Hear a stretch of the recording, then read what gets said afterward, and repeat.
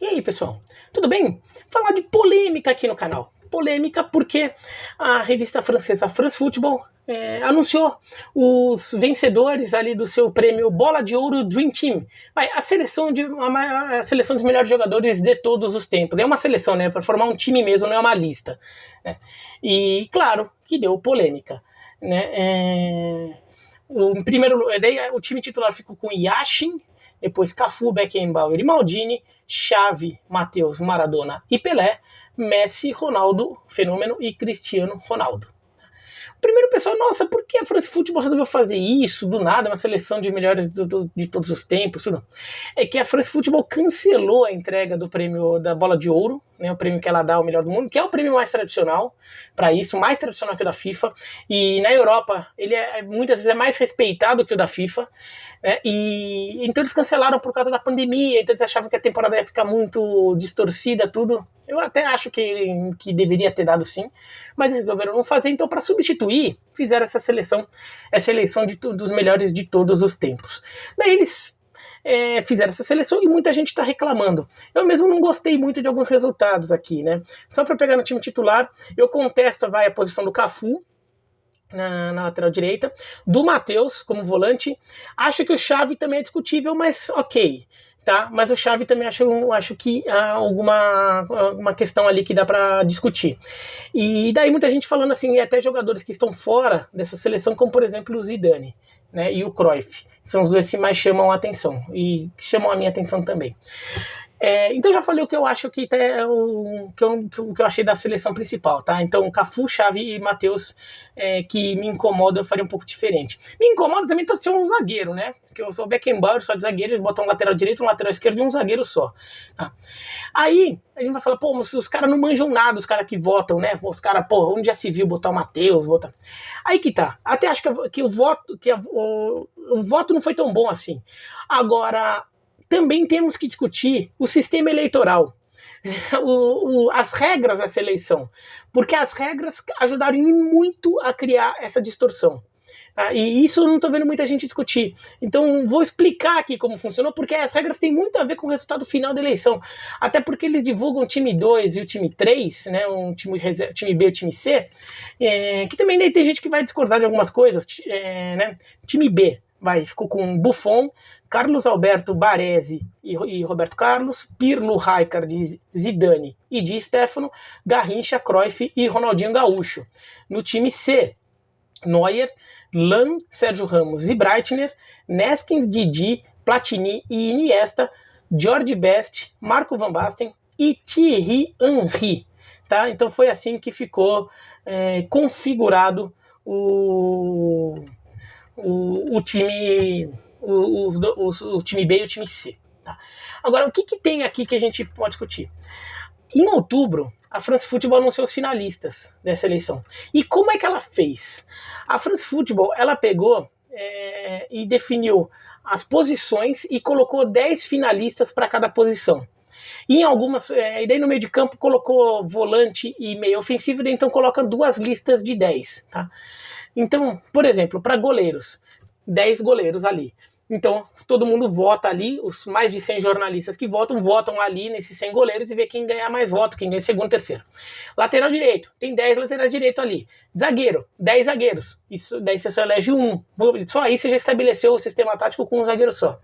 Lateral esquerdo, 10 laterais esquerdos. Daí vai lá, volantes. Daí tem 2 listas de 10 volantes. Que daí a galera foi lá e votou. Meias ofensivos. 2 listas de 10 meias ofensivos. Daí ponta direita, ponta esquerda e centroavante. Então nisso você engessa a formação dos times nessas posições. E você não pode tentar ajustar o time para contemplar os melhores nomes. Porque você fica refém das listas.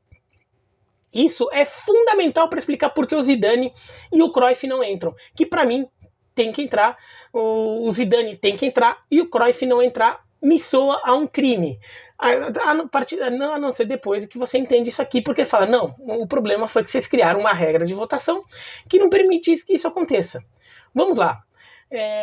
Goleiros. Então vou comentar aqui, mostrar os finalistas. Vai estar tudo aqui na descrição, tá? Vou ter um link aqui, e eu vou deixar aqui um link na descrição com todos os finalistas. Aí vocês podem ver aí também com o link com as seleções B e C, tá? A, B e C. Então, os goleiros, né, ficaram Banks, Buffon, Casillas, Maier, goleiro da Alemanha dos anos 70, campeão do mundo de 74, Neuer, Nkono, goleiro de Camarões, na Copa de 82, de 90, Schmeichel, Van der Sar, Yashin e Zoff. Ficam em primeiro Yashin, segundo Buffon, terceiro Neuer. Eu não tenho problema com esse resultado, tá? Eu acho que são os três. Qualquer ordem pra mim tava bom. Mas tem muita gente que vai falar, mas é absurdo, porque os goleiros de hoje pegam a goleira a posição que mais evoluiu no mundo, como vai dizer que um goleiro dos anos 60 é melhor? Você não tá dizendo que ele é melhor, absolutamente melhor. Porque se você quiser comparar absoluto, você tem que comparar com o que ele era na época, pelo menos é o que eu acho justo quando você vai fazer uma lista histórica. Você tem que colocar no contexto da época. Porque senão, se você vai fazer uma lista dos 10 melhores carros da Fórmula 1 de todos os tempos, você vai ter que colocar o Williams. A Williams agora, a Williams do George Russell e do Nicolas Latifi, o último carro do grid. Por quê? Você vai dizer que ele é melhor do que a McLaren do Senna de 88, que ganhou 15 de 16 corridas e deu o título ao Senna, e tinha como outro piloto o Prost. Por quê? Porque se você botar um carro lado a lado, a Williams de hoje, última colocada do grid, com o Latifi pilotando, ela seria mais rápida que a McLaren do Senna. Por quê? Porque ela tem 32 anos de evolução tecnológica ali, embutida no carro. Então ele é ruim para o universo de hoje, como aquela McLaren era espetacular para o universo de 1988. Então eu acho que é justo você fazer isso, senão você só faz uma seleção do mundo atual e pronto, esses são os melhores, né? Então eu não vejo problema se você considerar o Yashin melhor que o Neuer e o Buffon. Eu não acho que assim, não, porque esse critério protege o passado. Na verdade, ele não protege, ele só tenta igualar as coisas, né? O Yashin foi um goleiro que não só ele foi muito bom, como ele revolucionou a posição dele. Então, essa parte de a posição de goleiro foi a que mais evoluiu, muito é culpa dele, no bom sentido, culpa no bom sentido dele, porque ele foi o goleiro que ajudou as pessoas a verem a posição de goleiro de outra forma. Goleiro que começou a sair do gol para cortar cruzamento, a avançar quando o jogador chega na cara do gol. Ele começa a fazer várias coisas diferentes. Então, além de pegar muito, ele mudou a posição. Então, acho que para a época dele foi um goleiro que, além de muito bom, era revolucionário. O Neuer também tem esse papel. O Van der Sar tinha um pouco disso ali, na forma como ele saía jogando também. Então, vários goleiros ali se encaixam. Acho que Yashin, Neuer, Buffon, tanto faz. Acho que para mim os três estariam na mesma prateleira ali, se você quiser eleger. Então, não vejo problema com o resultado. Porque também tem uma galera que tem uma certa não, porque o do passado é tudo uma porcaria, tudo só que é de hoje que é legal. Daí você monta a seleção de hoje, pega a seleção da última Champions League e bota aqui, pronto, né? Lateral direito, Bergomi, Cafu, Carlos Alberto, Djalma Santos, Gentili, Kautz é da seleção alemã dos anos 70, 80, Lam, Surbier, da seleção da Holanda do Carrossel, Thuram, da seleção francesa de 98, e Bert Vogts, que foi o cara que anulou o Cruyff na final da Copa de 74 entre Holanda e Alemanha Ocidental. Dessa lista aqui, o Cafu ganhou, né? Ficou em primeiro Cafu, em segundo Carlos Alberto, em terceiro o Lam. Eu não acho que o Cafu tinha que estar nem no time A, nem no time B, nem no time C. Ótimo lateral, tá?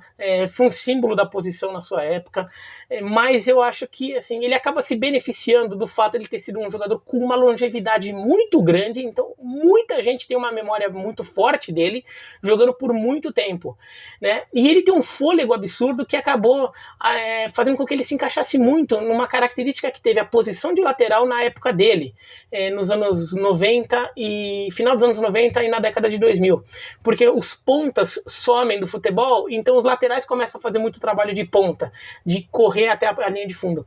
E nisso o Cafu, o Roberto Carlos também na lateral esquerda, mas o Cafu acaba aparecendo muito bem por causa disso, né? Mas eu não acho que tecnicamente ele é um jogador que tivesse no patamar de alguns outros aqui. Acho que nem no do Brasil ele tá?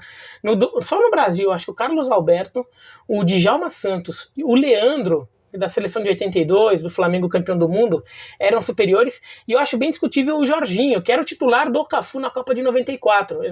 O Cafu joga a final, só porque o Jorginho contunde durante o jogo. O Jorginho era tecnicamente superior ao Cafu, é que o Jorginho, depois da Copa de 94, ele se transfere para o Japão, então ele faz uma quantidade razoável da carreira dele como jogador no Japão, em que ele fica mais sumido, se bem que era normal ir para o Japão na época, tá? Não era assim, não, coisa de... Era meio normal, vários jogadores com algum destaque iam para o Japão na época. Então, acho que só do Brasil você já tem alguns jogadores ali.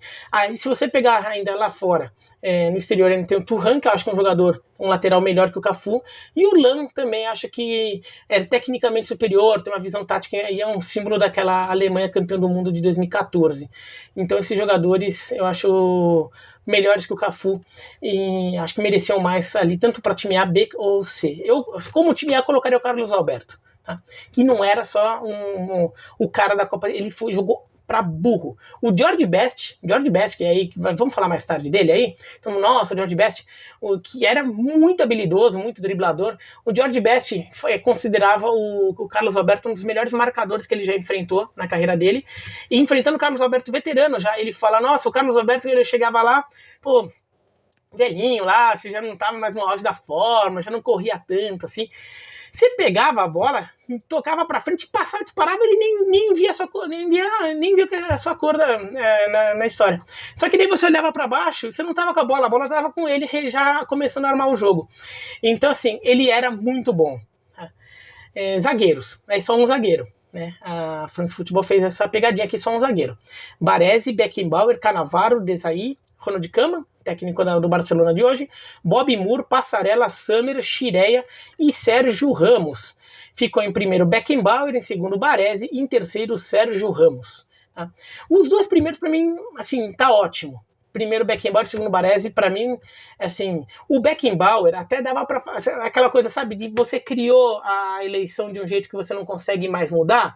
Se você quisesse adaptar a seleção para os melhores, o Beckenbauer podia entrar de volante, porque ele joga de zagueiro, mas ele também joga de volante um pedaço razoável da carreira dele. Você podia deslocar o Beckenbauer para volante ali, né, para você preencher melhor e daí você conseguir destacar mais algum outro zagueiro caso você quisesse. Tá? Mas aí a seleção não permitiu. Né? Eu, por exemplo, poderia colocar o Beckenbauer de volante, o Baresi de zagueiro. Baresi é um monstro. Quem viu esses VTs aí da Copa de 94, que teve a final da Copa de 94 entre Brasil e Itália, o Baresi jogou uma enormidade. Ele anula o Romário. O Romário que estava jogando demais, e naquela final ele praticamente não tem espaço por causa do Baresi. Impressionante que era o Baresi. Em terceiro fica o Sérgio Ramos. Eu entendo o voto. É um cara que realmente tem um espírito de liderança muito forte, um símbolo de zagueiro dos tempos de hoje, né? Vai muito bem no ataque, líder de dois times muito vitoriosos, tanto a Espanha quanto o Real Madrid. Então acho um voto, em terceiro lugar, acho um voto válido, tá? Eu só, assim, me incomoda ver o Bobby Moore sem nenhum espaço em nenhum dos três times, e o Summer também. O Summer, que também foi meio volante ali, jogou demais, ganhou bola de ouro pelo Borussia Dortmund, também jogava muito, muito técnico. Agora, esse incômodo, daí tanto o Bobby Moore, quanto o Summer, quanto o Sérgio Ramos na terceira posição, para mim tanto faz. Agora, o problema... E tava ali o Cannavaro, que joga demais na Copa de 2006, foi eleito o melhor do mundo, tudo. Agora, o problema é só um zagueiro no time, né? Nenhum time do mundo joga com um zagueiro só, mas eles montam essa seleção com um zagueiro só. Se fossem dois zagueiros no time, daí seriam 6 no total, né? 2 zagueiros no time titular, mais 2 no B, 2 no C. Daí teria espaço para todo mundo, que eu acho que até seria justo entre os zagueiros. Mas tudo bem, vai. Então, Beckenbauer, Baresi e Sérgio Ramos, ok. Não causa tanto estranhamento aqui essa ordem, por mais que eu goste do Moore, do Summer e do Cannavaro. Laterais esquerdos. A lista de lateral esquerdo é forte, viu? Muito lateral esquerdo aqui, bom. Breme, Breitner, Cabrini, Facchetti da seleção italiana da Copa de 70, que perde do Brasil, por exemplo. E Júnior, Kroll, Maldini, Marcelo, Nilton Santos e Roberto Carlos. Tá? Ficou em primeiro Maldini, que jogou muito de zagueiro esquerdo, jogou também muito de lateral, então ficou nas duas posições aí. Roberto Carlos em segundo, Breitner em terceiro. Eu acho que eu votaria no Maldini, mais porque ele é um cara que faz... Esse time ninguém defende, né? Então você bota um lateral defensivo ali. O Maldini, que para mim, junto com o Baresi, são talvez os dois melhores zagueiros que eu vi ao vivo jogar, sem recorrer a VT, né? Zagueiro. Agora... Roberto Carlos, ok, em segundo lugar. Aí, Breitner também ok. Assim, se fosse o Breitner, foi um dos poucos jogadores a fazer gol em 2 finais de Copa do Mundo. Fez gol na final da Copa de 74 e de 82. Agora, Facchetti, Júnior e Nilton Santos também podiam estar nesse lugar em um dos 3 times ali. São jogadores de nível absurdo. Acho que se eles tivessem, eu não estranharia, tá? Acho que o Nilton Santos é um jogador, por exemplo, que vira um líder, um símbolo de uma seleção que é bicampeã do mundo, o símbolo do Botafogo. Foi um dos primeiros laterais a ir para o ataque. O Facchetti também é um jogador que... o Facchetti, ele aqui tá de que lateral esquerdo, mas ele também joga muito de líbero, né? E o Facchetti também é um jogador que revoluciona também nessa ideia de jogador de defesa que aparece como elemento surpresa no ataque, né? Então o Facchetti, ele acaba virando o inspirador, inclusive, do Beckenbauer. Tá? E o Júnior, tecnicamente, era um monstro, ainda que boa parte da carreira dele ele tenha feito já como meio campista, mas era um monstro. O Breitner não era tecnicamente tão bom quanto eles, ele era mais um símbolo de uma Alemanha ali, né? de uma geração da Alemanha Ocidental muito boa. E acabou tendo votos um pouco por causa disso, eu acho, mas aí seriam votos válidos ali. Volantes. Aí que é a grande contestação, né? Muita gente se incomodou com Matheus e Xavi, tá? E, por exemplo, não colocar o Zidane aqui. Mas aí a gente vai ver. Primeira posição de volante, eles dão a lista: Bocic, da Hungria dos anos 50, Busquets, Didi, Falcão, Gerrard, Gerson, canhotinha, Guardiola, Masopust, Matheus e Neskens. Tá? Dessa primeira aqui, saiu o Matheus. Aqui eu já discordo de algumas coisinhas aqui, tá? O Guardiola, por exemplo, eu acho que não tinha que estar nessa lista. Foi um ótimo volante, jogador inteligente, tudo. Não foi um dos 10 melhores volantes de todos os tempos mesmo, tá? Ele foi um bom jogador, muito inteligente, mas não foi um jogador desse nível, tá? Matheus ganhou. O Matheus era craque. Matheus era craque e eu, até sair essa lista, eu achava até que era um jogador subvalorizado na memória das pessoas, que muita gente não via o Matheus como um grande craque da história do futebol alemão, e ele foi. Tá? Agora, eu não acho que ele é o melhor dessa lista. Até porque o Matheus começa como meia de armador, depois ele volta para volante, depois ele volta para líbero, né? Mas eu não acho que ele é o primeiro dessa lista, né? Eu acho que, por exemplo, o Didi e o Bocic da Hungria estão à frente dele.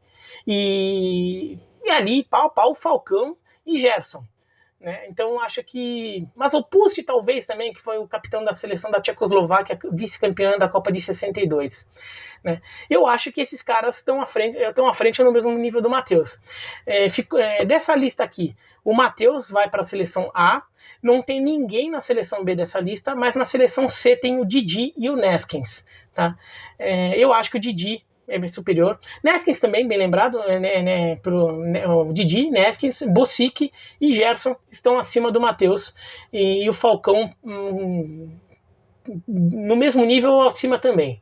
Tá? Então, acho que a memória muito mais recente do Matheus ajudou. Não sei se de repente alguns desses jogadores são da mesma época, né? Tem muitos jogadores de uma mesma época aqui. De repente eles acabaram dividindo muitos votos entre jornalistas que são mais... que tinham mais uma tendência a votar em jogadores mais antigos. Daí talvez eles tenham se dividido entre o Bocic, o Didi, o Masopust, o Gerson, e daí sobra ali, o Matheus acaba ganhando. Tá? E Didi no time C eu achei... tá bom, vai. Né? Menos.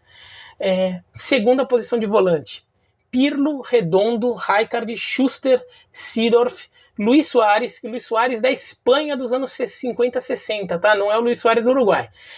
Tardelli, Tigará, Xabi Alonso e Xavi. O pessoal reclamou do Xavi ganhar. Agora, nessa lista aqui, não acho um absurdo o Xavi ganhar. Porque foi como emparceraram os jogadores. Acho que o Xavi tá ali brigando com o Pirlo, com o Redondo e com o Rijkaard nessa lista. né? Eu acho que ele foi um jogador mais constante que o Schuster, marcou mais uma época do que o Seedorf e do que o Xabi Alonso, mais vitorioso que o Tigana, que o Tardelli e que o Luis Soares. Então, eu entendo o Xavi ganhar. Assim, talvez eu tenha o impulso de querer montar um time botando o Beckenbauer de volante, botando o Zidane ali, criando algum espaço para caber o Zidane e o Cruyff ali, talvez o Baresi na zaga, e daí talvez o Xavi fosse sacrificado. Agora, nessa lista aqui, é o Xavi, o Pirlo e o Redondo, o Rijkaard, sendo que assim, até por os títulos, tudo, ficaria mais entre o Xavi e o Pirlo. E daí o Xavi é símbolo de uma Espanha que foi muito campeã e ele acaba ganhando. Tá? Então é um problema que foi mais do sistema eleitoral do que dos votos, porque os votos em si não foram absurdos dentro desse critério. Meias ofensivos. Posição 1 de meio ofensivo. Baggio, Bob Charlton, Di Stefano, Francescoli, Gullit, Hagi, Iniesta, Copa, da França dos anos 50, Kubala e Maradona.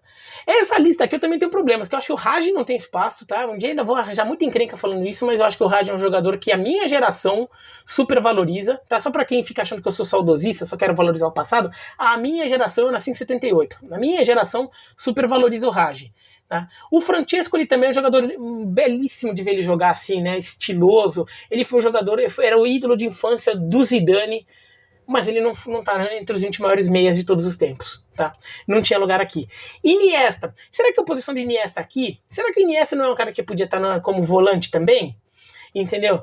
Será que assim, eles não fizeram um jeito de você separar a Xavi e Iniesta ali para os votos? Então aqui, essa posição aqui. Daí ganhou o Maradona. Não tem jeito. Nessa lista aqui o Maradona ganha. É óbvio que o Maradona vai ganhar, né? Em segundo ficou o Di Stefano, no time B ficou o Di Stefano e no time C ficou o Iniesta. Pra mim tá ok essa ordem entre esses caras aqui, tá? Vai Baggio, Charlton, Di Stefano, Francesco, Gullit, Hagi, Iniesta, Copa, Kubala, Maradona. Maradona em primeiro, Di Stefano em segundo e Iniesta em terceiro. Ok. Tá ok, assim, essa ordem aqui. Ok. A segunda posição de meio ofensivo. Olha só. Mazzola, Sandro Mazzola, da Itália dos anos 60, 70, Pelé, Platini, Puskás, Rivera, Schiaffino, do Uruguai dos anos 50, Sócrates, Totti, Zico e Zidane. E daí você fala, mas o Zidane não tá no time. O Zidane, cara, foi colocado na mesma posição que o Pelé. Ou é um, ou é outro. E daí o Pelé ganha. E ficou em primeiro o Pelé, em segundo o Zidane, e no time C o Platini. Por quê? Porque a forma que foi feito isso impossibilitou o Zidane de ganhar algum espaço, que o Zidane foi concorrer com o Pelé. Perde. Daí teve gente que achou que faltou o Zico. O Zico tá concorrendo com o Pelé. E daí mesmo que pensando em time B e time C, quem vota no Pelé já deu um voto pro brasileiro, e tem o Sócrates ainda. Então o Zico e o Sócrates, assim, por exemplo, não só entre brasileiros, mas entre estrangeiros que vão votar e gostam muito da seleção de 82, gostam muito do Brasil, e querem depositar algum voto em um jogador brasileiro além do Pelé, pode ter colocado alguns no Sócrates, alguns no Zico. Só isso eles já repartem votos entre eles, e daí fazem com que eles ficassem atrás do Zidane e do Platini, né, que são jogadores, o Platini da mesma época do Sócrates e do Zico, né, mas o Zidane mais recente, então a memória é muito mais forte. Nessa ordem, Pelé, Zidane e Platini, nessa ordem, eu discordo do Platini porque o Puskás tem que estar aí. No final das contas, o Puskás não tá.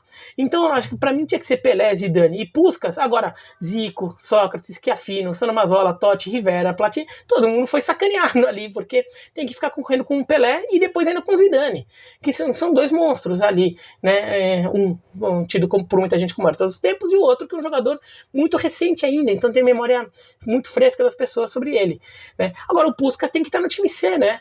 Na frente, acho que do Platini. O Puskás virou prêmio de gol mais bonito do ano, né? Grande artilheiro, né? Então, para mim, o que me incomodou mais foi isso nessa posição. Mas o critério ali matou, né? Matou. Daí, se quem queria colocar o Zidane no lugar do Xavi, como tá o Xavi, não tá o Zidane. Pronto, é por aqui que o Zidane tinha que concorrer com o Pelé, tá?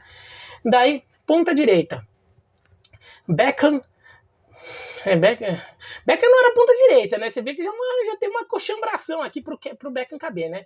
Beckham, George Best, Eto'o, Figo, Garrincha, Jairzinho, Kevin Keegan, Stanley Matthews, Messi e Robben. Vamos lá, essa lista aqui tem mais tá problemática. Beckham não era ponta direita nem ferrando. Não tinha que estar, assim, acho que não tinha que ter nem na lista de meio-campistas, que é a posição dele. George Best, lista de 10, ok. Tá? Depois eu falo do Best. Eto'o não era ponta direita. Botaram aqui só para caber o Eto'o em algum lugar, né? Porque o Eto'o jogava junto com o Messi e os dois estão no mesmo estão na mesma lista, né? Figo, Garrincha, Kevin Keegan, jogador habilidoso da Inglaterra dos anos 70, 80. Não, né? Stanley Matthews, sim, foi um símbolo ali da Inglaterra dos anos 40, 50, teve uma carreira absurdamente longa, fez amistosos contra a seleção brasileira. Os brasileiros que jogaram contra ele falavam que era um monstro, sim, para muitos, o jogador mais habilidoso que tinham visto jogar, o jogador europeu mais habilidoso que eles tinham visto jogar até aquele momento, tudo. Messi, Robin, tá. Ganhou o Messi, óbvio que ganhou o Messi, né? Messi fica em primeiro, Garrincha em segundo, George Best em terceiro. Ganhou o Messi, não tinha jeito, tá? Aqui, eu admito que eu fiquei surpreso, mas fiquei feliz. Isso aqui valeu. O Garrincha em segundo, na frente do George Best. Aqui pra gente, aqui no Brasil, a gente sabe o quanto o Garrincha foi. O que o Garrincha representou. O que o Garrincha jogou na Copa de 62. O que o Garrincha representou para a história de um grande clube como o Botafogo. A gente no Brasil sabe. Na Europa, muita gente não sabe do Garrincha. Muita gente não sabe, assim, não dá o peso histórico que o Garrincha teve. Eu tinha um medo do Garrincha ficar mal votado nessa eleição, que eu fiquei feliz em ver que ele ficou em segundo, que assim mostra que muitos dos eleitores, apesar de terem feito alguns votos que eu contesto também, ao menos isso eles fizeram. George Best em terceiro? George Best eu acho aquele cara muito super habilidoso, mas acho ele muito supervalorizado. A forma como as pessoas veem ele no lugar do futebol mundial. Jogador muito habilidoso, tudo, mas assim, não foi um jogador constante por causa dos problemas extracampo. Eu acho que ele acaba sendo muito valorizado porque ele era um jogador que virou ídolo na Inglaterra. Então, tem ali, né, a mídia, a história do futebol inglês, ela se impõe muitas vezes no resto do mundo, em alguns momentos. Há uma supervalorização de algumas coisas em relação ao futebol da Inglaterra, porque ele era meio galã, então ele vira um símbolo da época, tudo, e porque ele era um jogador meio boêmio, que fazia umas frases sensacionais ali como personagem. Como personagem, ele é um dos principais aqui, mas como jogador, acho que não. Eu acho que, por exemplo, Robben e Stanley Matthews poderiam estar na frente do George Best. Mas aí tem uma supervalorização do George Best e tudo, mas vai lá, Garrincha ficou na frente, Garrincha só perdeu do Messi, isso já me deixou satisfeito ali. Tá bom, pelo menos souberam entender o tamanho que o Garrincha teve ali, só perdeu pro Messi, que daí também ia ficar muito difícil alguém ganhar do Messi, né, nessa posição aqui. Ponta esquerda, Bloquin, da União Soviética, Cristiano Ronaldo, Zayt, Giggs, Henry, Rivaldo, Rivellino, Ronaldinho Gaúcho, Rummenigge e Stoichkov. Tá? Ficou em primeiro Cristiano Ronaldo, óbvio, né? Evidente que ia ganhar. Segundo, Ronaldinho Gaúcho. Em terceiro, Henry. Aí já me incomoda, porque primeiro, Cristiano Ronaldo em primeiro é indiscutível, tá? Desses caras aqui, Cristiano Ronaldo em primeiro. Agora, Ronaldinho Gaúcho e Henry terceiro, aí me incomoda.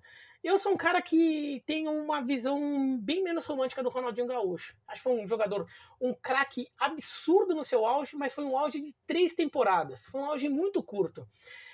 Eu colocaria talvez o Ronaldinho Gaúcho em terceiro, no time C. E no time B, o Rivellino. O Rivellino jogou muita bola.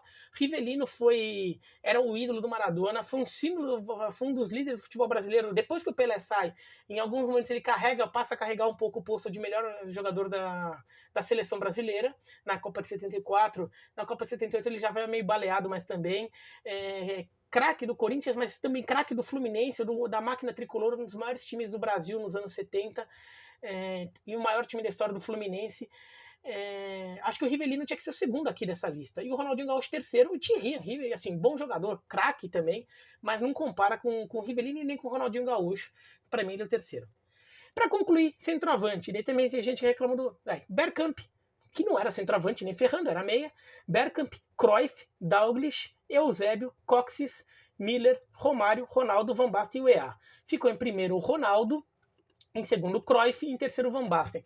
Aí a lista, assim, primeiro, Cruyff. Será que aqui era a posição certa do Cruyff? Será que ele era centroavante mesmo?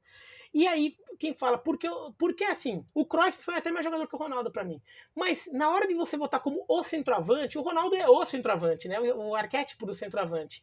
Então ele acaba ganhando e o Van Basten sendo o terceiro. Agora, eu acho que essa eleição, a votação, acho que o Cruyff podia ganhar sim, já que a lista é essa, o Cruyff podia estar na frente do Ronaldo Fenômeno, acho que ele deveria, tá? Mas na verdade ele não deveria estar aqui nessa posição, ele deveria estar votando numa outra posição, tá? Você poderia encaixar ele em outro lugar no time, tá? Ronaldo, tá ok em segundo, e terceiro Van Basten, grande centroavante, mas eu acho que tinha lugar do Eusébio aqui, né? O Eusébio foi o melhor jogador da Europa dos anos 60. Né? O melhor jogador europeu dos anos 60. Pode pensar aí. O maior jogador da Europa dos anos 60. Quem foi? O Beckenbauer jogou nos anos 60, mas o auge dele foi nos anos 70. Quando conquista vários títulos pelo Bayern de Munique e pela Alemanha Ocidental. Quem foi o maior jogador europeu dos anos 60? Que teve assim, jogando nos anos 60. Quem jogou mais? Foi o Eusébio. O Eusébio tinha que estar nesse time. Se não na frente do Cruyff do Ronaldo Fenômeno, que fosse no time C. E o Eusébio tá fora também. Achei uma mancada aqui dos eleitores, tá? Mas é isso, então aqui na descrição do vídeo estão os links ali para você ver todos os finalistas, mais o time A, o time B e o time C, tá? Se você gostou do vídeo, dá joinha, não gostou não, se inscreve no canal, clica no sininho para receber notificação, escreve aqui embaixo o que vocês acham sobre isso, qual é o time de vocês que vocês escalariam ali, tá bom? Tchau, tchau.